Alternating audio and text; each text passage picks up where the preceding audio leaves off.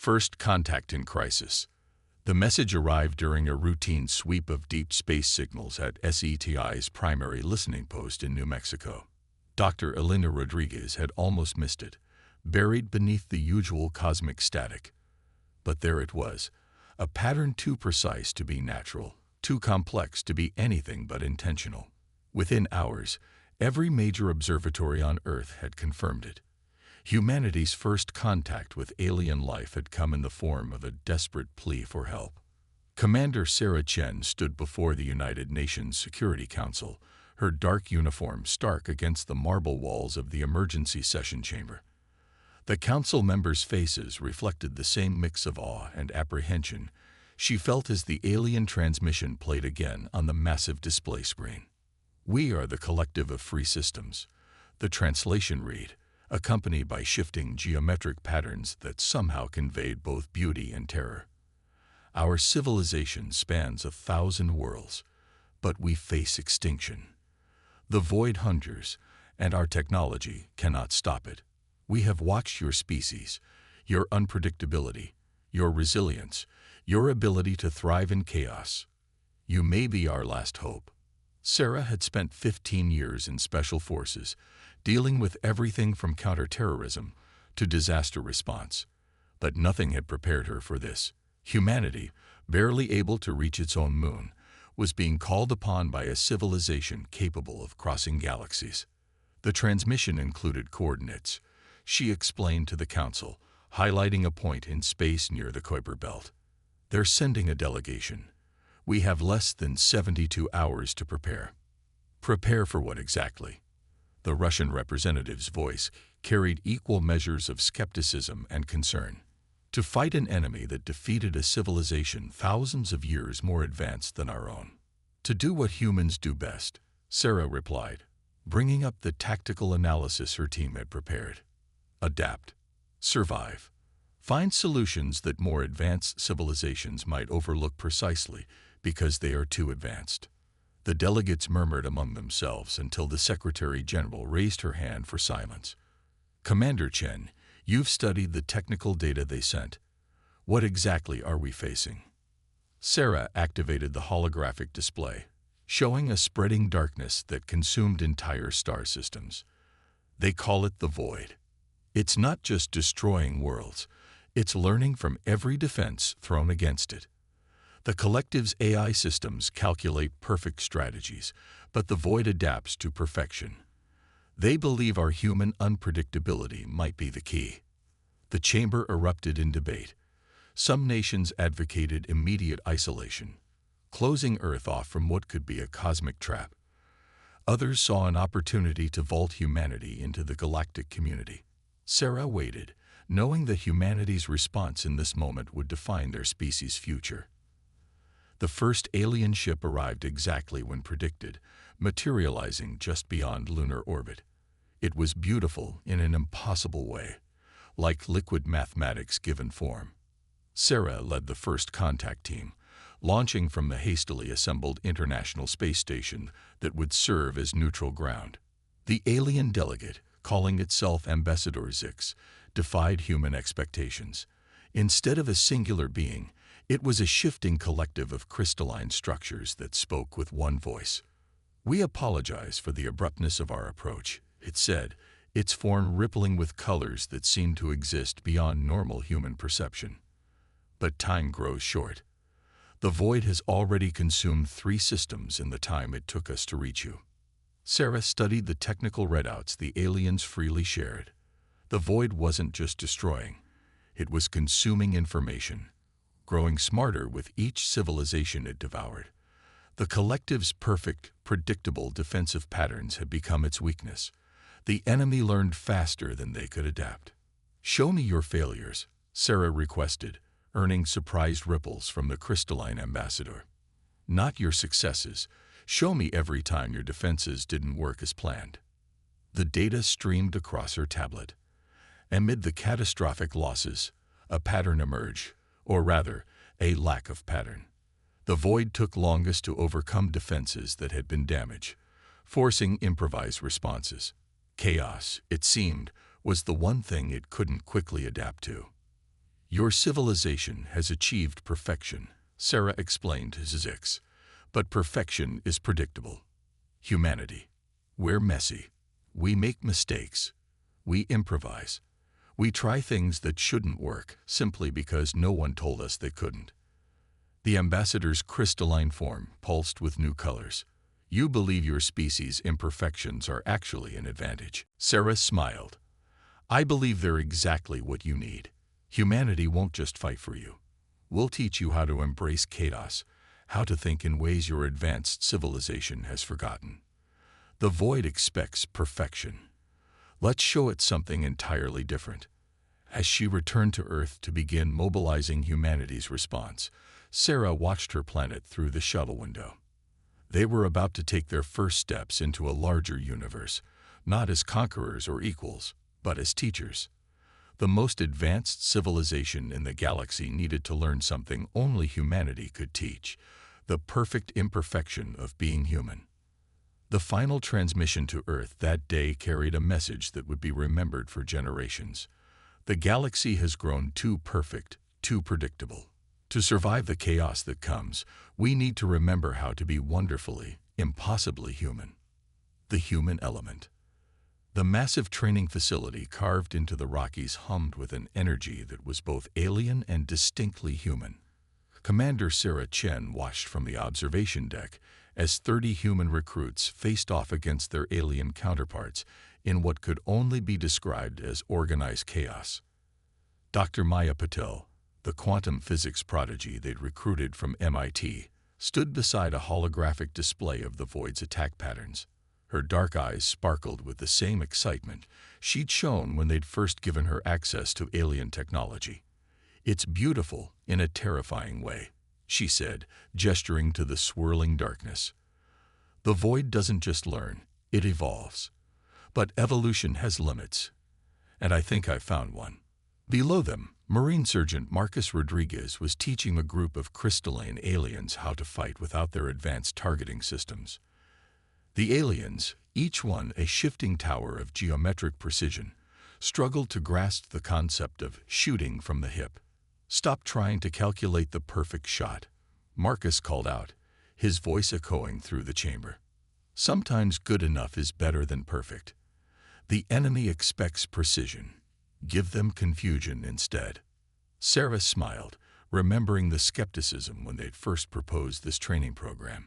Teaching advanced aliens to be less advanced seemed counterintuitive, but the results were impossible to ignore. In simulated battles, hybrid teams of humans and aliens using imperfect tactics lasted 3 times longer against void attacks than pure alien units. Commander, Maya called her over to a new display. Look at this analysis of the Void's learning patterns. The screen showed a complex web of adaptive responses. When it encounters alien technology, it analyzes, adapts, and overcomes. But when it faces human unpredictability, she pointed to a series of chaotic spikes in the data. It gets confused. It's like trying to find patterns in random noise. The facility shook slightly as somewhere deeper in the complex, Dr. Richard Wong's engineering team tested their latest hybrid technology. They'd taken advanced alien weapons and deliberately made them less perfect, introducing controlled variables that made their output unpredictable. The aliens had been horrified at first, watching humans corrupt their perfect technology. Now they were starting to understand. Sarah's comm unit chimed with an urgent message. Ambassador Zix requested her presence in the Strategic Command Center. She found the crystalline being studying reports from the front lines, its form shifting between shades of deep blue and violet. Colors she'd learned indicated deep concern. 3 more systems have fallen, Zix announced without preamble. The Void's advance is accelerating. But there's something else. The ambassador brought up a tactical display. In the latest attack, it showed signs of hesitation when encountering one of our ships using your modified weapon systems. Sarah leaned forward, studying the footage. The Void, typically an unstoppable force of consumption, had actually pulled back when faced with the unpredictable energy signatures of human-modified weapons. It's not just about the technology, she realized. It's about the mindset behind it. The Void expects logical, predictable responses because that's all it's ever encountered. Until now, Six agreed, its crystalline form brightening. Your species thinks differently. You see patterns where we see chaos, and chaos where we see patterns. We believed advancing meant moving beyond uncertainty, but you've shown us that uncertainty itself can be a weapon. A warning klaxon interrupted them. Dr. Wang's voice came over the comm. Commander, you need to see this. We've made a breakthrough with the hybrid drive systems. The fleet split into smaller groups, each one moving with controlled randomness. The Void followed first one group, then another, unable to predict where the real threat would come from. Its massive form writhed in space, tendrils lashing out with decreasing accuracy. Resonance weapon at full charge, Rodriguez reported. But ma'am, the targeting systems can't get a lock. There's too much chaos in the battlefield. Sarah exchanged glances with her alien second-in-command, a crystalline being named Ix. They had discussed this possibility. The weapon might be just as likely to hit their own ships as the enemy. Perfect targeting would take too long, and the Void would adapt before they could fire. Take the shot without targeting, Sarah ordered. Trust your instincts. Rodriguez's eyes widened, but he nodded. His hands moved across the controls, deliberately ignoring the targeting computer's suggestions. The weapon fired, its beam of competing frequencies cutting through space like a rainbow through storm clouds. The effect was immediate and spectacular. Where the beam struck, the Void structure began to unravel. The competing frequencies created a cascade of disruptions that spread through its form like cracks in glass. The entity reeled back, its massive form contracting in what could only be described as pain. It's retreating, Maya announced, her voice filled with wonder. The disruption is forcing it to withdraw before it can adapt. The victory had come at a cost. 3 ships lost, hundreds of lives with them. But they had done what the collective had thought impossible. They had forced the Void to retreat. More importantly, they had proven that humanity's approach could work. As the fleet regrouped, Sarah received transmissions from across the ships. Human crew members and alien crystals alike shared moments of celebration, grief, and determination. They had faced the darkness together and emerged stronger. An impressive victory, Ix commented, its crystalline form glowing with new colors Sarah had never seen before. Though by any logical analysis, our tactics should have failed. That's humanity for you, Sarah replied. We specialize in doing things that shouldn't work. She turned to the tactical display, where the Void's retreat was being tracked. But this was just the beginning. It will learn from this defeat, adapt to our chaos. Then we will have to become even more unpredictable, Ix said, surprising Sarah with its almost human response. As the fleet prepared to pursue their wounded enemy, Sarah reflected on how much had changed.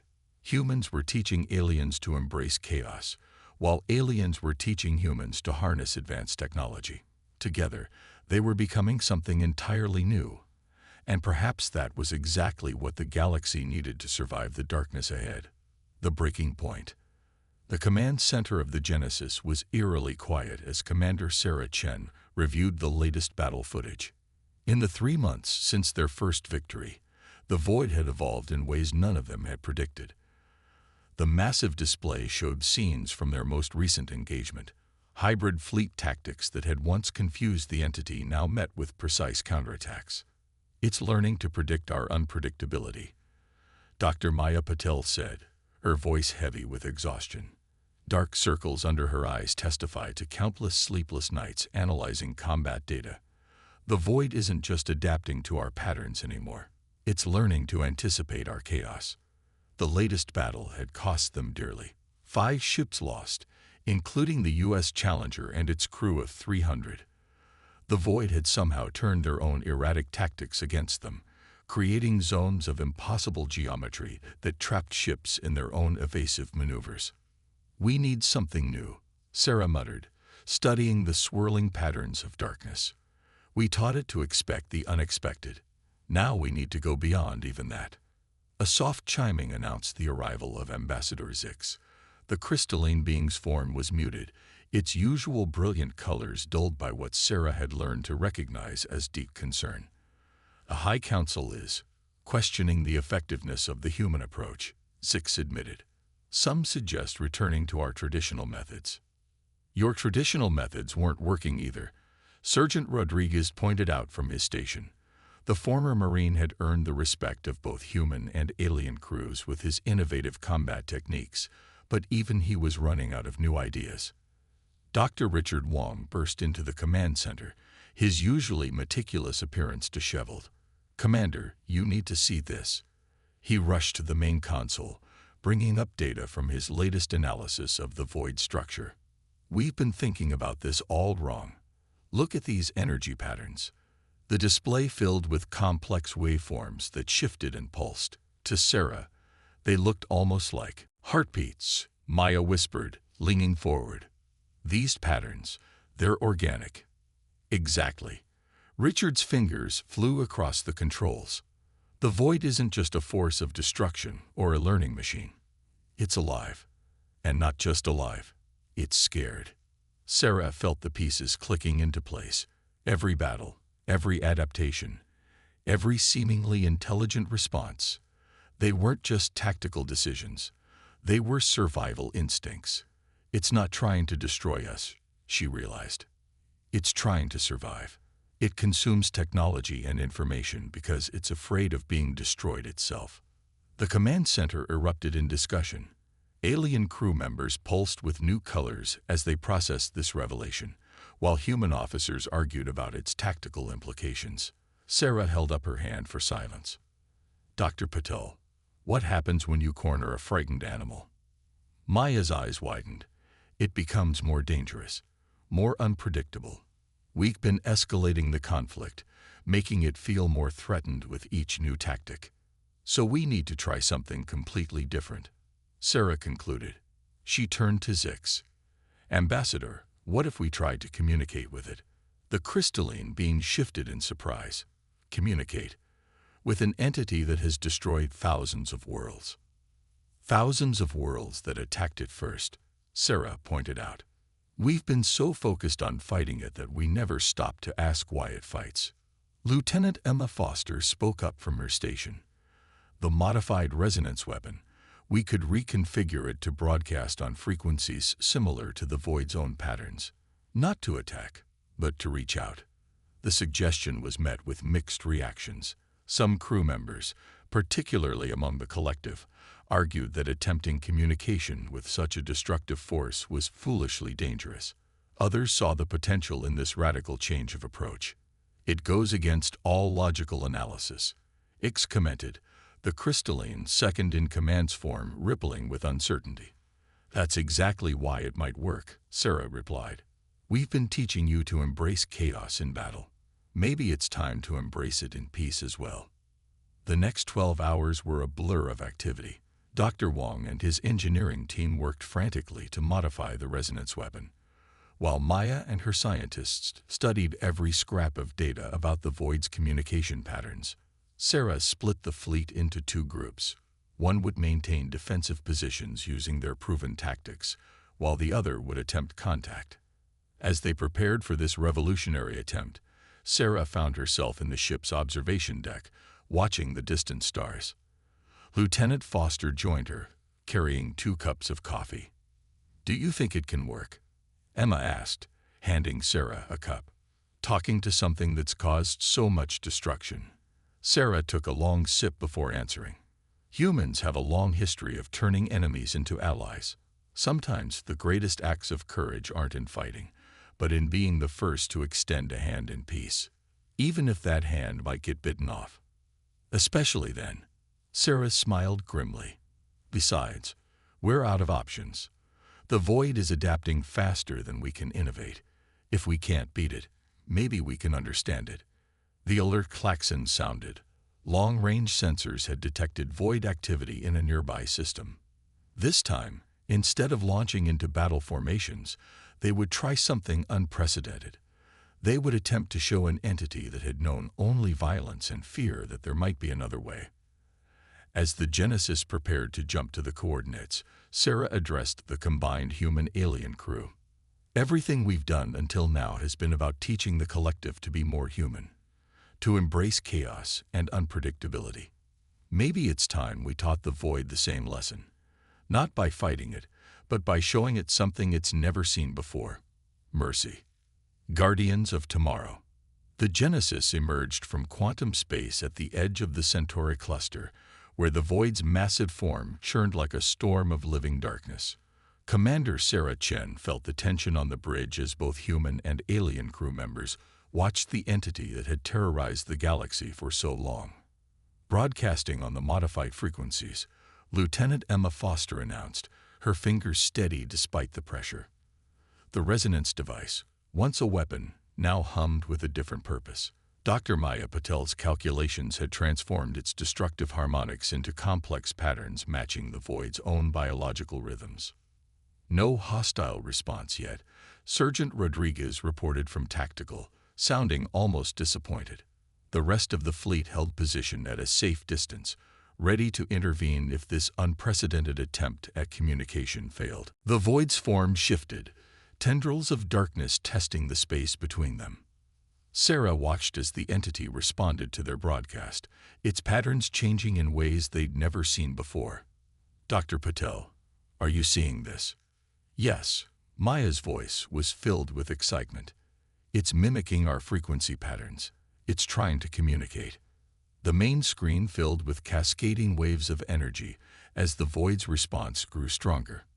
Dr. Richard Wong's modified sensors translated the patterns into data they could understand. "It's not just random signals," he reported. "There's structure here, like a language." Ambassador Zix's crystalline form pulsed with new colors as the alien studied the incoming data. "These patterns, they're similar to ancient communication methods used by cosmic entities we encountered millennia ago. We thought those beings were extinct." "Maybe not extinct," Sarah suggested. "Maybe just hiding." "Dr. Patel, can you modify our broadcast to match these ancient protocols?" The next hour was tense as Maya and her team worked to adapt their signals. The void remained nearby, its massive form swirling with what seemed like anticipation. Finally, they were ready. "Broadcasting new signal," Emma announced. The modified resonance device hummed at a different frequency, sending out patterns based on the ancient protocols. The response was immediate and stunning. The void's form contracted, then expanded in a display of shifting colors that put even the collective's crystalline beauty to shame. Patterns of light and energy danced through its structure, and the ship's computers began translating the response. "It's working," Maya whispered. "We're actually talking to it." The story that emerged from their exchange was both tragic and enlightening. The void was indeed alive, one of the last survivors of an ancient race that had existed before the collective, before organized civilization as they knew it. It had hidden in the spaces between stars, feeding on ambient energy, until expanding civilizations began to encroach on its territory. "It didn't understand our technology," Sarah explained to her crew as the translation continued. "Every new advancement, every expansion looked like a threat. It attacked because it was afraid, and every counterattack just confirmed its fears." "And now?" Ix asked, the crystalline second-in-command's form shifting with uncertainty. "Now we have a choice," Sarah replied. "We can keep fighting, keep escalating until one side is destroyed, or we can do something unprecedented. We can make peace with the unknown." The negotiations that followed were unlike anything in human or collective history. The void, once understood, proved to be not just intelligent but curious. It had consumed technology and information not just out of fear, but in an attempt to understand the civilizations it encountered. Dr. Wong discovered that the void could actually help stabilize quantum technologies rather than destroy them. Maya's team found ways to adapt void matter for peaceful purposes, creating new forms of energy generation and propulsion. The entity that had threatened civilization became a key to advancing it. But the greatest change was in how both humans and the collective viewed the galaxy. the rigid perfection of advanced civilization and the chaos of human innovation had found a balance, and in doing so, had opened the door to understanding an entity that defied both approaches. Humanity's greatest gift to the galaxy wasn't teaching chaos or imperfection, Sarah reflected, watching human scientists work alongside crystalline engineers and shifting tendrils of void matter in the Genesis's new hybrid laboratory. It was teaching civilization how to face the unknown without fear.